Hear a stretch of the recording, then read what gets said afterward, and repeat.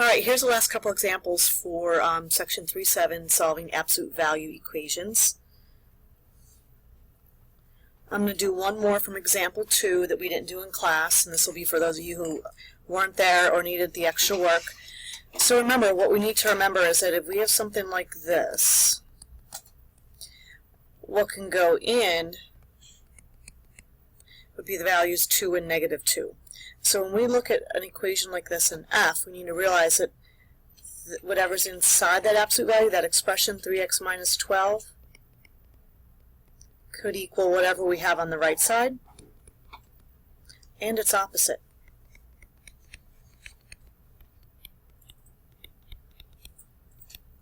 Notice when I said the opposite of the right side, if that's an expression, I put that whole expression in parentheses because we got to change the signs of every term in that expression.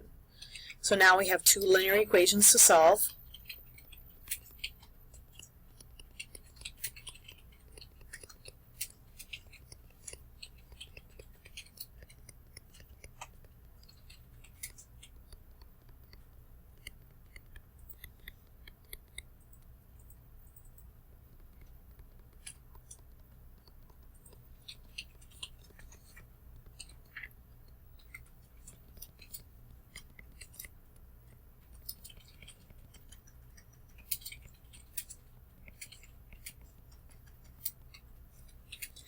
And whatever we happen to get for a solution, we need to make sure we go back and check.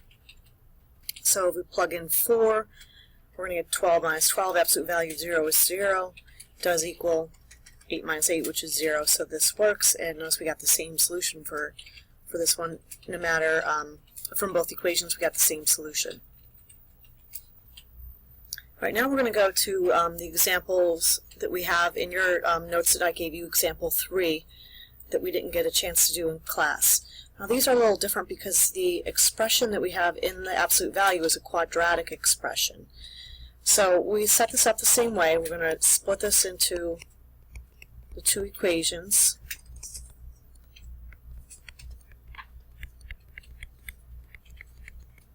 And now we just need to realize that in order to solve this, it's now a quadratic instead of a linear function.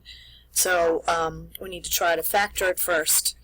To come up with solutions for this quadratic. You need to get 0 on the right side.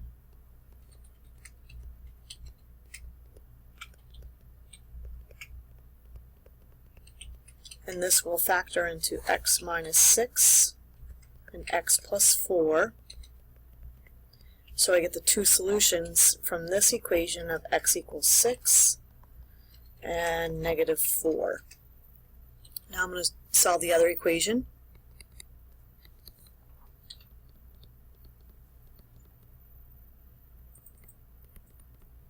That again is factorable into x minus 4 and x plus 2. And I get x equals 4 and negative 2. Now I want to make sure I check all these solutions in the original equation. So again, I would just plug each one in for x and make sure it makes this true. Okay, and once you check all of these, once you plug them all in, they all work. So these are all solutions to this absolute value equation.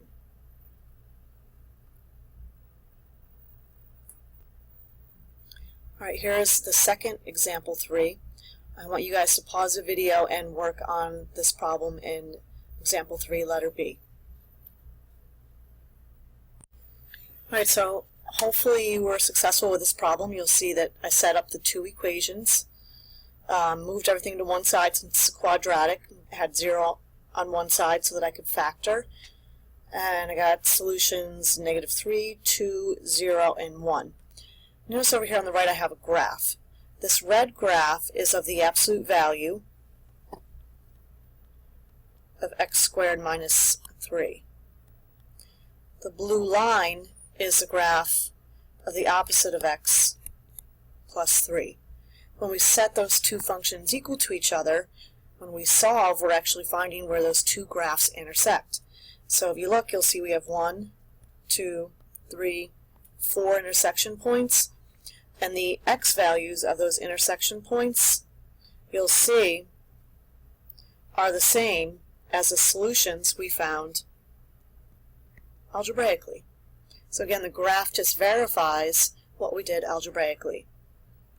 All right, we'll work on a couple more of these tomorrow in class.